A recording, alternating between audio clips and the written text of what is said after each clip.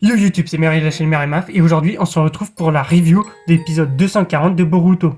Un épisode extrêmement moyen, extrêmement long qui prend beaucoup de son temps et que je vais vous résumer, mais vous allez voir qu'il y a très peu de choses intéressantes qui se passent dans l'épisode. Et même au niveau de l'avancement de l'arc, c'est je trouve vraiment moyen. Bon alors, qu'est-ce qui se passe dans cet épisode? Vous vous en souvenez que l'épisode dernier, Ikada et Boruto sont allés chercher des pièces pour réparer le navire. Pendant qu'ils vont chercher ce navire, Ikada va tout simplement raconter son rêve à Boruto, le fait qu'il rêve de construire un gros navire, parcourir le monde, etc. Enfin, truc classique de personnage classique, sans beaucoup trop de profondeur, hein, je vous apprends rien.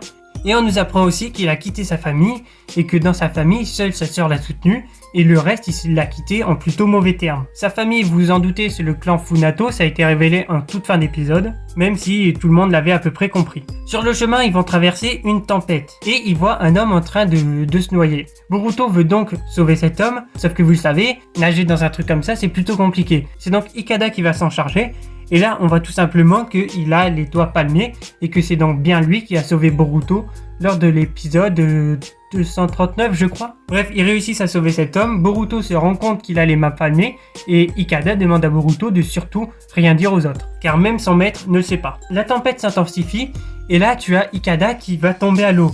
Il sera rattrapé par Boruto grâce au multiclonage, Boruto le ramène, et Ikada décide de foncer droit devant. Il y aura 2-3 autres obstacles que Boruto va esquiver grâce au ninjutsu.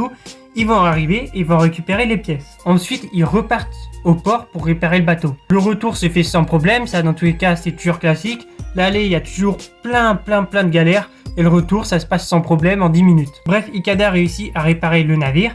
Et sur la fin d'épisode, on a le droit à une petite discussion de quelques membres du clan Funato. On apprend qu'apparemment ils sont en train de déménager et que la mère d'Ikada souhaite récupérer Ikada pour tout simplement qu'il s'allie avec eux dans la guerre contre le Mizukage. Bon, je pense qu'on a fait un résumé plutôt fidèle de l'épisode, j'ai pas grand chose d'autre à dire. On va tout simplement maintenant décortiquer cet épisode et voir à peu près ce qu'il vaut. Pour ce qui est du style graphique et de l'animation, c'est plutôt joli, j'ai pas grand chose à dire. Au niveau du scénario, c'est tellement classique, c'est vu et revu, c'est pas du tout marquant. La mise en scène est plutôt sympa, on va pas se mytho, et les musiques, je les ai trouvées un peu plus anecdotiques que dans les épisodes précédents. Pour moi, il n'y a pas de grosse scène masterclass, il y a une scène plutôt sympa, le moment où Boruto il utilise le futon, le multiclonage et tout. Si vous avez vu l'épisode, normalement vous savez de quoi je parle, mais sinon rien de bien intéressant. Bon, je pense que j'ai plus grand chose à dire, donc on va s'arrêter là.